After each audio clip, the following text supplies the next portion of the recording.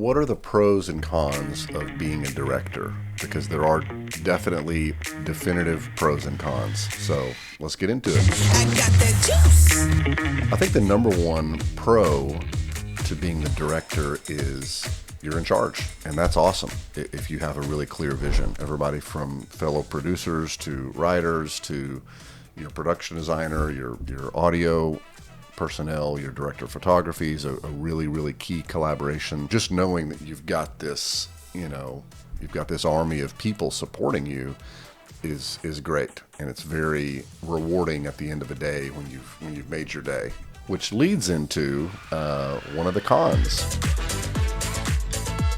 Hey Chris, do those chairs need to move back there? As opposed to any other role on a film set, the director's role is nonstop. So it really is from the moment that you get there, you're making decisions and you're answering questions from every person on set. The most important being the actors. A director's job, number one job, is to work with the talent and work with the actors to get the performance that you need to tell the story. And everyone else is there to support that and sort of kind of insulate you from all the other departments so that you can focus on getting performances, getting the shots that you need, getting the scenes that you need. But having said that, it's still, they can't do that entirely because there's things that just come up, especially on an independent film. On this last one, I think it was our second day. It might have been our first day. We lost our location for the next day, like halfway through the day. So I had to stop and collaborate with my producers, and we had to rewrite that scene to a different location. Another pro of being the director is you're able to collaborate with all the different departments. And action. It's been said many times that film is a director's medium, and it's really, really true. It just means that you get to play in every sandbox from pre-production and writing the film and storyboarding and prep, working with costume designers and production designers, location managers, casting directors.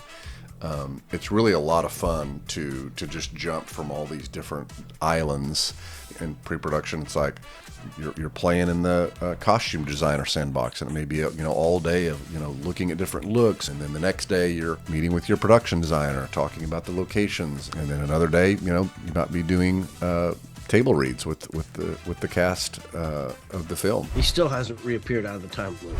He's still in the loop?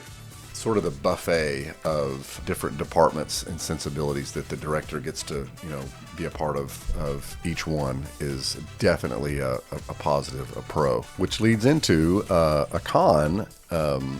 It would be the inverse of that. You learned something different today, didn't you?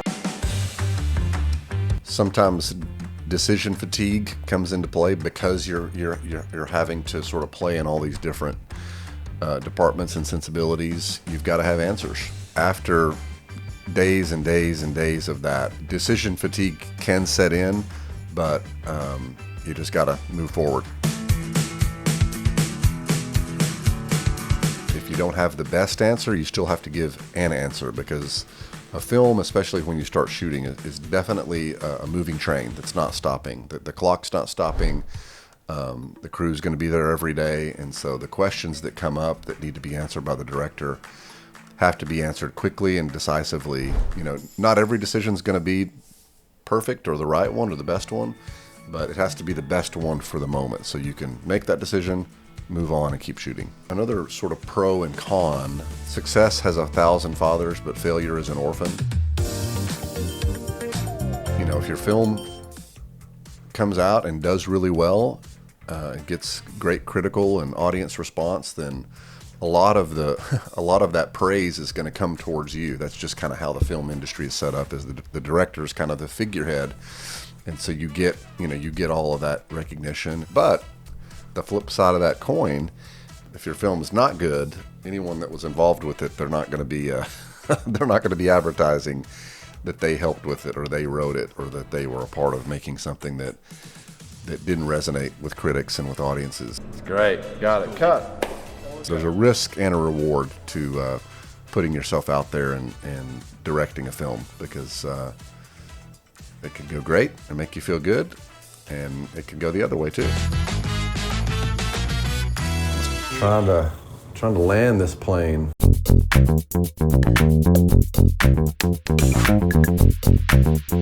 Let's talk a little bit about being a director in post-production for a film. So definitely one of the highest pros there is that you can try anything, you know, and your post-production team, your editors, your animators, your motion graphics artists, they're there to help you. It's like, hey, I want to cut this in half, or I want to try this new music, or I want to interrupt the scene and cut to an animated, you know, segment where the characters, you know, turn into animation. I mean, really, you can do anything you want. But again, the flip side, the con to that is it cannot work. You know, that can be a bummer if you spend, you know, a week on a scene with an idea that you really think is going to work and you really think it's going to help the film, and then it doesn't.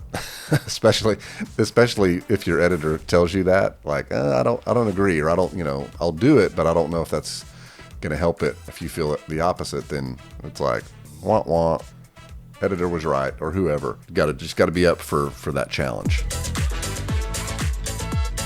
You know, we've all heard the phrase imposter syndrome, but the con, specifically with being a director, is that the spotlight is most intensely on you. You know, every other department, they're sort of in their silo, so that imposter syndrome can kind of be covered and you know, not be as highlighted. But for a director, it's, you are on full display. Every decision that you're making, good or bad. When you get on set, you're gonna be nervous, and you're gonna be unsure, and you're not gonna know what all the answers are.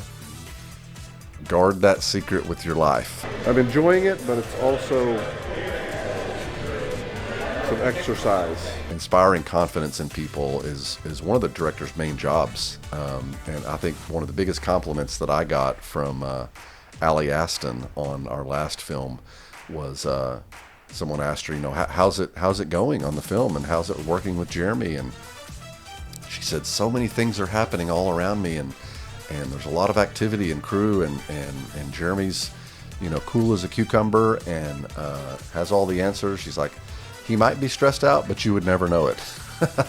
And I think that was probably, you know, 50% true. It's like there's definitely stress and tension on set as a director, but you definitely just kind of tuck that away in your pocket and make every decision you can with the most confidence and the most knowledge that you have at the time, knowing that you know, you won't make every decision correctly or perfectly, but again, it's a moving train and you can't stop it. I got that juice. Stop playing around. Stop playing around. Stop playing around. And that is a wrap.